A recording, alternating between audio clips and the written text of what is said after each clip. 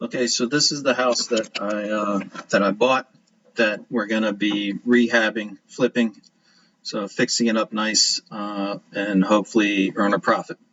So what I'll go through in this video is just run down to the house, some things that we found, some mistakes that I've made already.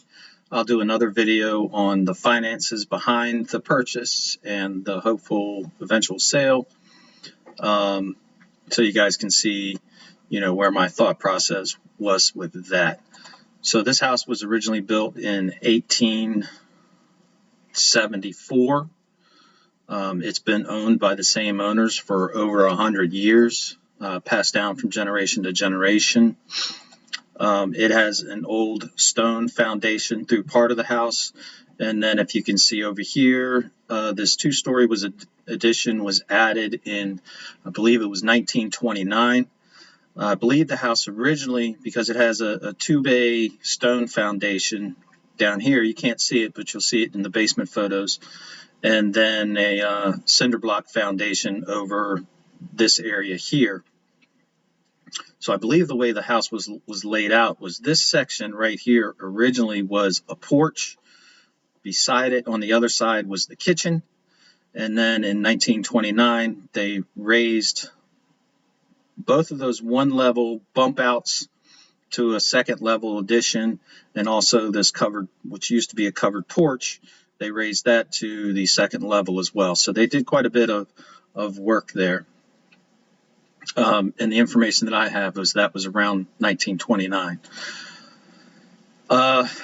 This old deck has to come off. It's actually sitting on a concrete patio underneath there, but this whole deck is wavy and just needs to come off. It's not supported very well, and we're going to demolish this concrete patio here, and of course the old well.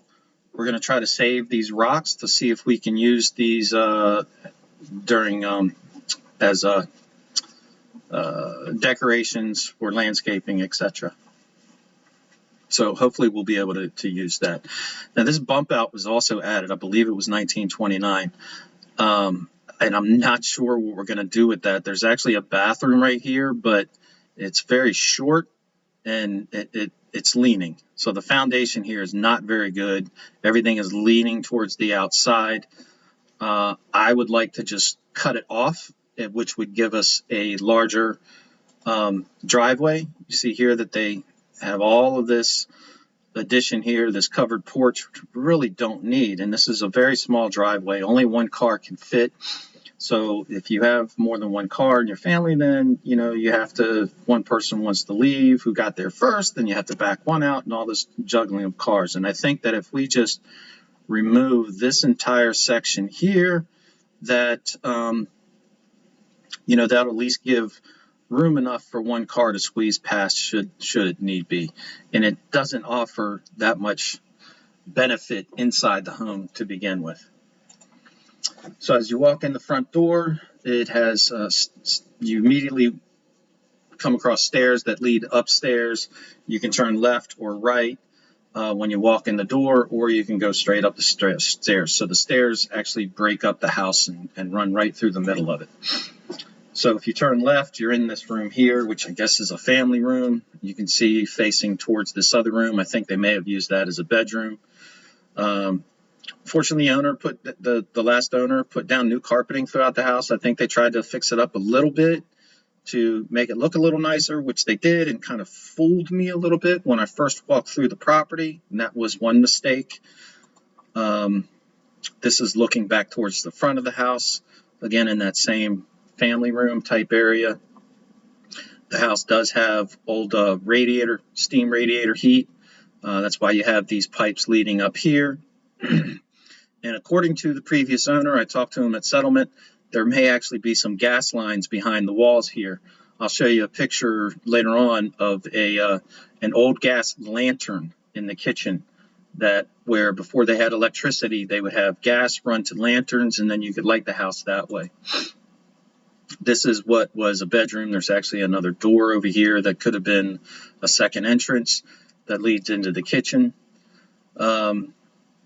But, you know, like I said, the owner was trying to fix it up a little nice, put carpeting all over the place, painted it up, made it look halfway decent. I mean, somebody could certainly have lived there, buying it outright without fixing it up. There's nothing wrong with the house, except for some settling issues, which I didn't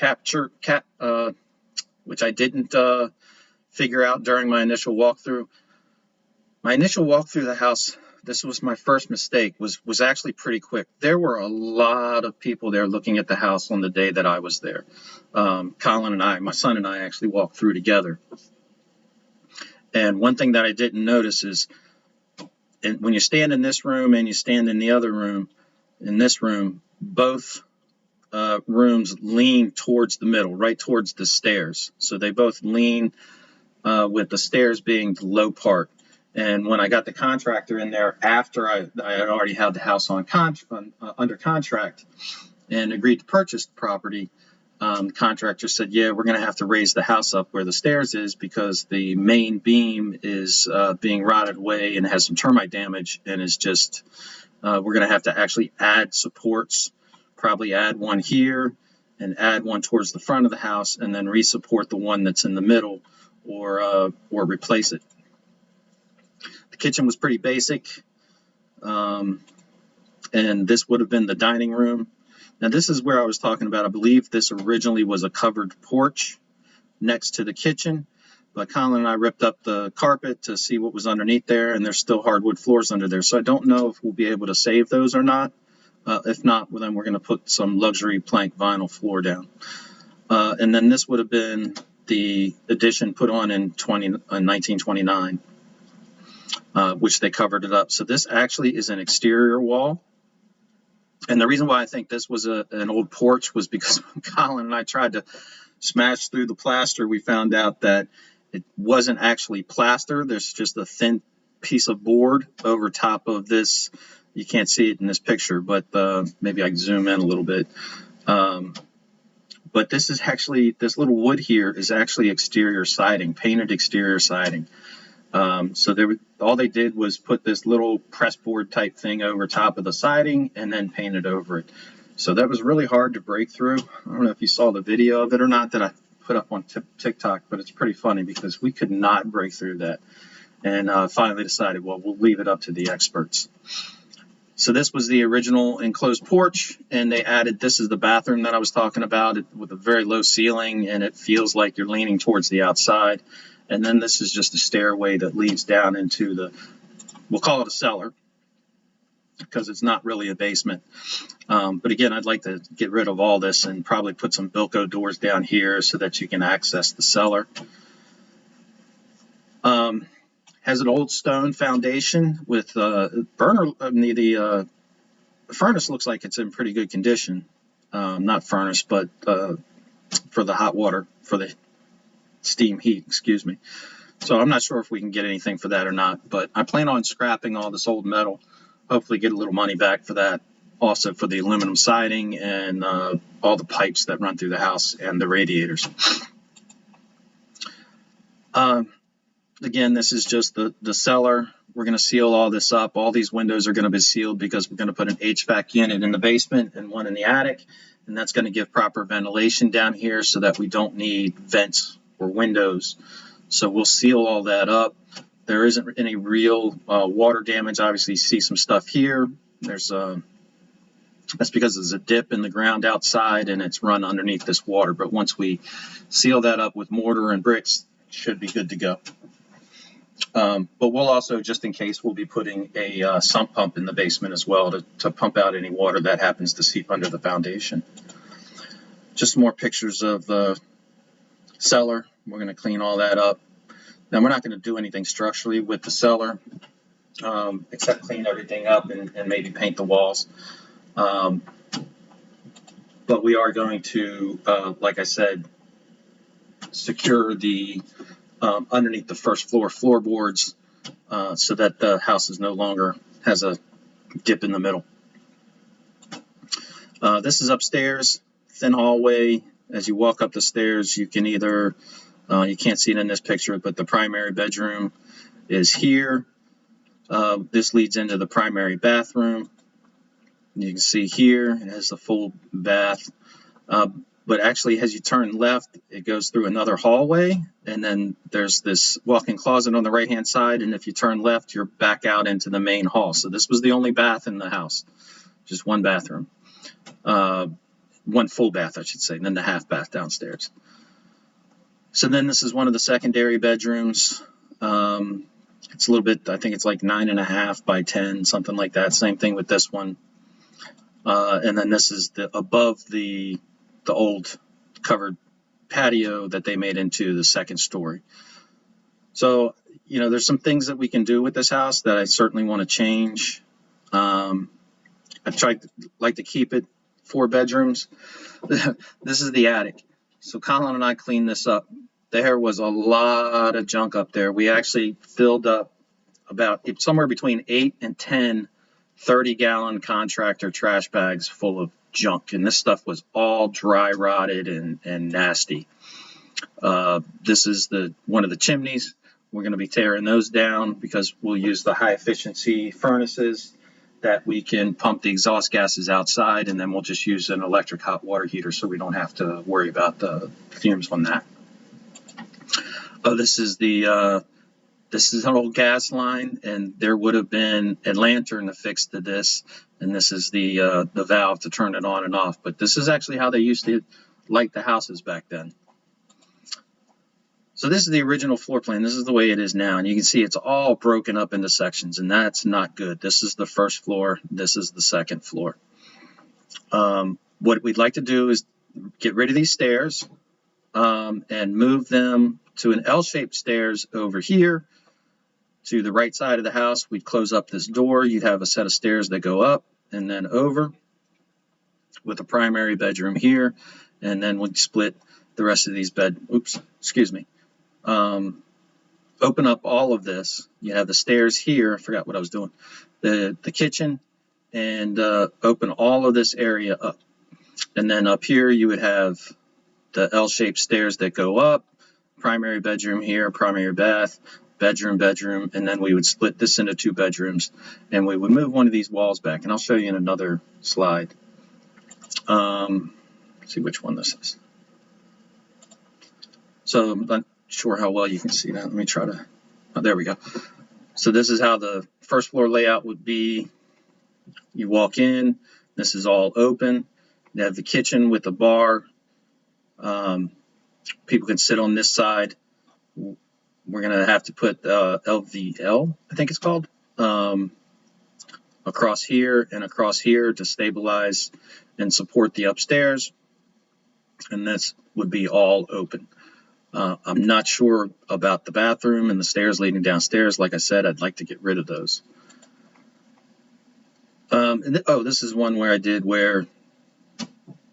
so this would be Bilco doors leading down into the cellar, move the bathroom over here, and then have a second door going to the outside, and then this would be a deck.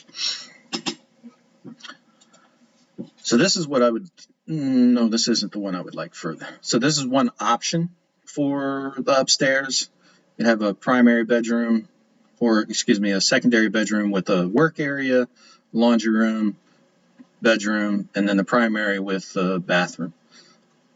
The other option, this was the option I like best. But when I did this drawing, and I'm just using some free service to, these aren't professional at all, so please excuse the crudeness of them. And the measurements aren't exact either. I just did the best I could. But you would walk up the stairs and you'd have the primary bedroom here to the left, walk-in closet, and the primary bath.